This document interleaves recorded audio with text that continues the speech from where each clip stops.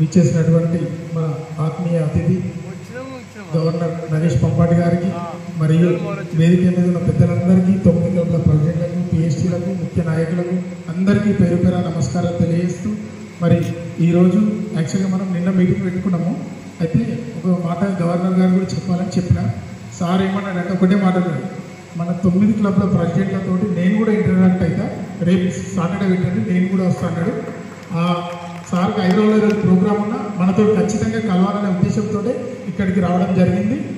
వారికి ప్రత్యేకంగా ధన్యవాదాలు తెలియజేస్తూ ముఖ్య ఉద్దేశం ఏంటంటే మన క్లబ్స్ ఏ విధంగా నడుస్తాయి, ఇంకా ముందుకు వెళ్ళడానికి మనందరం ఏ విధంగా సహకరించుకోవాలి, క్లబ్లను రీజన్ 4ను ముందంజలో ఉంచడానికి ఈ మీటింగ్ పెట్టుకున్నాము. మరి గవర్నర్ గారి యొక్క సందేశము మరి అందరి పెద్దలందరి సందేశం విని మన క్లబ్స్ అందరినీ ముందుకు తీసుకెళ్లాలని వచ్చినటువంటి అందరికీ పేరు పేరున ధన్యవాదాలు తెలియజేస్తాను. మానవ సేవ మనం అంటే లయన్స్ క్లబ్ అంటే మనం సర్వ్ చేయాలి, సేవ చేస్తే బాగుంటుంది.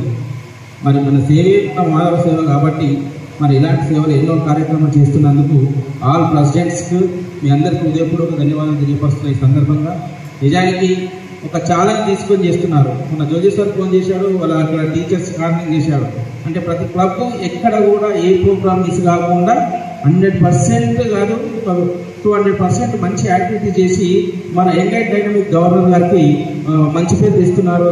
మరి ఈ సందర్భంగా ఆయన కూడా శుభాభినందనలు తెలియపరుస్తున్న ఈ సందర్భంగా మనది రీజన్ కాబట్టి మన రీజన్ మీట్లో మనం ఎలా ఉండాలి, ఎన్ని ప్రోగ్రామ్స్ చేయాలి.